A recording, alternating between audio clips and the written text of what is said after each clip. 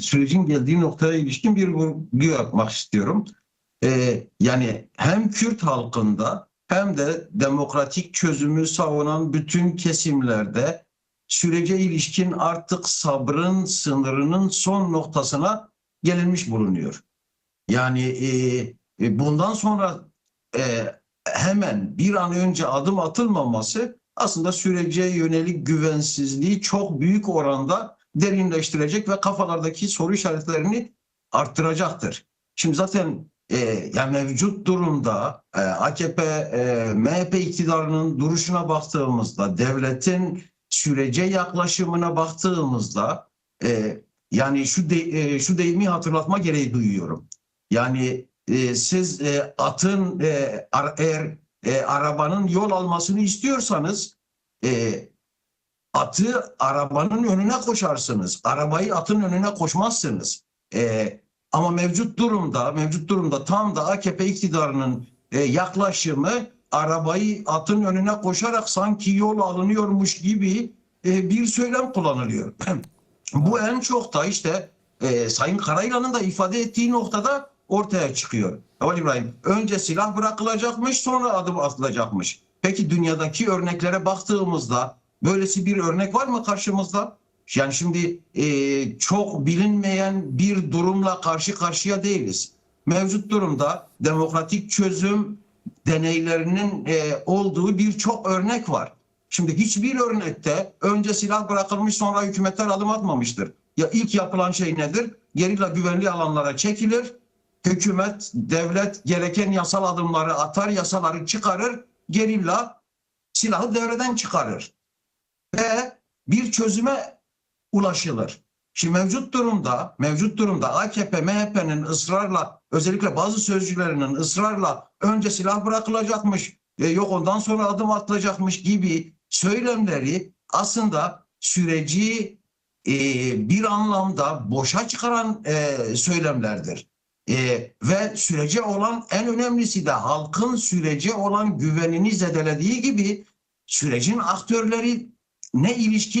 aktörleri de mevcut gidişata ilişkin ciddi karşı tarafın niyetinden şüphe duymaya başlamaktadır. Yani şimdi hangi gerilla demokratik dönüş yasası çıkarılmadan silahını bırakıp dönecek? Böyle bir şey istemek, böyle bir beklenti içerisinde olmak bile başlı başına aslında akıl dışı bir tutum, yaklaşım değil midir? Yani bunun zaten sembolik anlamda 20 gerilla silahını yaktı. Peki bu 20 gerilla şimdi nasıl Türkiye'ye dönecek? Hangi güvenceyle dönecek? Yani 20'si bir daha silahlı mücadele yöntemiyle mücadelelerini sürdürmeyeceklerini beyan ettiler. Ama bunun karşısında bu insanların gelip demokratik sürece dahil olmalarının koşulları ve imkanı var mı? Yok. Yani bu anlamıyla AKP, MHP'nin yönetim kadrosu artık pozisyonunu netleştirmelidir Eval İbrahim. Eğer sabrın sınırına da gelmişse atılması gereken adımlar var. İvedilikle atılması gereken adımlar var. En çok da kafalarda soru işareti uyandıran hususlardan bir diğeri nedir Eval İbrahim? Önder Apo'nun mevcut durumdaki tutulduğu koşullardır. Kürt tarafı Önder Apo'yu baş müzakereci olarak zaten ilan etmiştir. Peki baş müzakereciyle son bir aydır tek bir görüşme yapılabildi mi? Yapılamadı. Yani bu ne anlama geliyor? Tecrit devam ediyor. Tecritin devam ettiği baş müzakerecinin resmi bir kabulünün olmadığı bir durumda bu süreç nasıl ilerleyecek? Bu süreç ilerler mi diye sormak gerekiyor. Evet. Şimdi öncelikle Önder Apo'nun yasal pozisyonunun kabul edilmesi gerekiyor. Baş müzakereci olarak. İletişim kanallarının açılması gerekiyor. Yani hem devletle hem Kürt hareketiyle hem de Türkiye'deki halklarla özgür bir biçimde iletişime geçebilmesi gerekiyor ki bu sürecin nasıl ilerleyeceğini de hangi gerekliliklerle ilerleyeceğini de Önder Apo herkesle paylaşabilsin. Şimdi bunun koşulları var mı? Yok. Peki Yani o zaman burada artık şu soru gündeme gelmiş bulunuyor Eval İbrahim. Yani gerçekten AKP, MHP iktidarı bu süreci samimiyetle götürme noktasında e, e, e, adım atacak mı? Yani sürece samimi yaklaşıyor mu? Bu soru ortada duruyor. Şu anda bu soruya ne Kürt halkı ne demokratik çözümden yana olan hiçbir kesim ve birey evet diyemiyor. Büyük bir soru işaretiyle karşı karşıyayız mevcut durumda. O yüzden bunun hızla netleşmesi gerekiyor Evet. ve uyarmak gerekiyor. Bu tür süreçler provokasyona en açık süreçlerdir. En açık süreçlerdir. Ve Sayın Murat Karayılan'ın yaptığı uyarıyı gerçekten altını çizerek her seferinde hatırlatmak gerekiyor. Yani öyle kimse teslim olmaya hazır bir pozisyonda değil.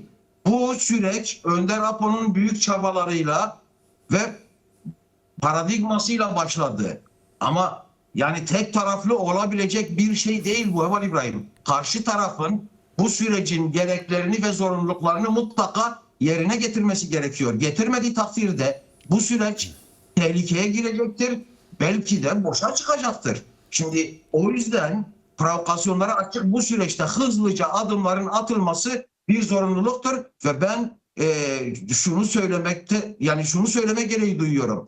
Gerçekten AKP'nin devlet içerisindeki çözüm isteyen kesimlerin akıllarını başlarına alıp bir an önce bu kilitlenme, dondurma durumunu aşmak için harekete geçmeleri gerektiğini düşünüyorum. Peki.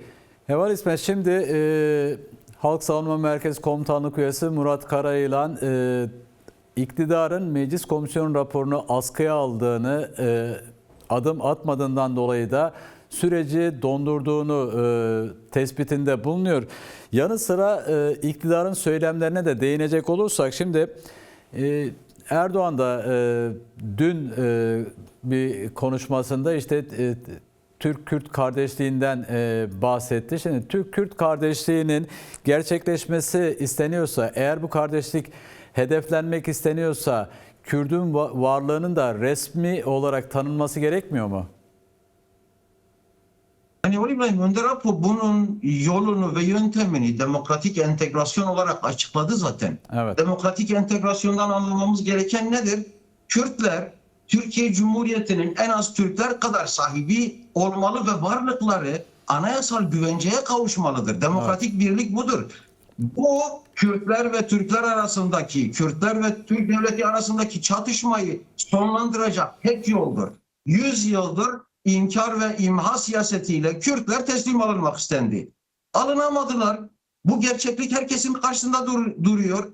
Peki yok edebildiler mi? Yok edemediler. Şu anda Kürt tarafının önderliği Türkiye Cumhuriyeti'ne altın bir tepside bir fırsat sunuyor Eval İbrahim. Diyor ki gelin çatışma yerine biz demokratik birliğimizi gerçekleştirelim. Cumhuriyeti demokratik bir cumhuriyete dönüştürelim diyor. Ama iki halkın varlığının kabulüyle bu mümkün olabilir. Şimdi bunun ilk adımı ne olabilir diye Eval İbrahim? İlk adımı Önder Apo'nun özgür yaşar ve çalışır koşullarının sağlanması olurdu. Anayasa Mahkemesi'nin yani ki bir hukuk garabeti var Türkiye'de biliyoruz bunu. Anayasa Mahkemesi kararlarının, Avrupa İnsan Hakları Mahkemesi kararlarının uygulanması yani herhangi bir yasal düzenleme yapılmadan bile atılması gerekebilen atılabilecek idari adımların atılması aslında bu sorunun çözümü için önemli oranda yol alınmasını sağlardı. Ama mevcut duruma baktığımızda idari adımlarla bile yapılabilecek birçok düzenlemenin atılabilecek birçok adımın atılmadığını görüyoruz. Ve gerçekten akla, mantığa ziyan bazı söylemler ve taleplerle sanki bu süreç böyle yürüyecekmiş gibi bir söylem geliştiriliyor. Şimdi tehlikeli olan bu, ifade ettiğim gibi tehlikeli olan bu. Yani gerçekten artık AKP, MHP iktidarının bir karar vermesi gerekiyor. Türk-Kürt kardeşliğinden bahsediyorlarsa bunun gereğini yerine getirmeleri gerekiyor. Kürtler sadece söylemle işte biz Türkler, Kürtler kardeşiz sözüne karınları tok Heval İbrahim. 100 yıldır bu söylem zaten devam ede gelen bir söylem. Kürtler şunu bekliyor. Pratik adım atın. Biz gerçekten kardeşlik hukukunun gereğini yerine getiriyor musunuz? Getirmiyor musunuz? Onu görmek, yaşamak, ancak ondan sonra bu sürecin gerçekten bu süreçte samimi olduğumuza inanabiliriz diyorlar. Şimdi Peki. bu noktada henüz herhangi atılmış bir adım, ileri bir adım yok. Doğru.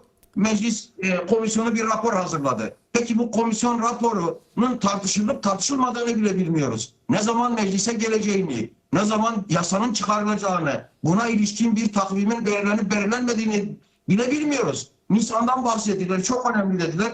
Nisan bitti. Bugün Nisan'ın son günündeyiz Heval İbrahim. Evet. Durum ne? Hiçbir gelişme var mı? Hiçbir değişiklik var mı? Yok. O yüzden Türk devlet yöneticilerinin, mevcut iktidar yöneticilerinin Sayın Karayılan'ın uyarısını gerçekten ciddi bir biçimde düşünmeleri gerekiyor. Bu Türkiye'nin menfaatine bu süreci akamete uğratmak, bu süreci uzatarak provokasyonlara açık hale getirmek Türkiye'nin çıkarına değil. Ne Türklerin çıkarınadır ne Kürtlerin çıkarınadır. Kürtler bir barış elini uzatmışlardır devlete. Devlet bunun gereğini yapmalı. Yapılmadığı takdirde Orta Doğu'daki yıkım ve şiddetin Türkiye'ye yansımayacağını kim nasıl düşünüyorsa artık o da onun sorunu Heval İbrahim. Bu Kürtlerin sorunu olmaktan çıkar. Yani eğer Türkiye Cumhuriyeti'nin bir beka sorunu varsa bu beka sorununu gidermenin tek yolu Kürt'ün varlığını kabul etmektir. Önder Apo'nun bahsettiği demokratik entegrasyonun sağlanılmasıdır. Kürtler bekliyor Heval İbrahim.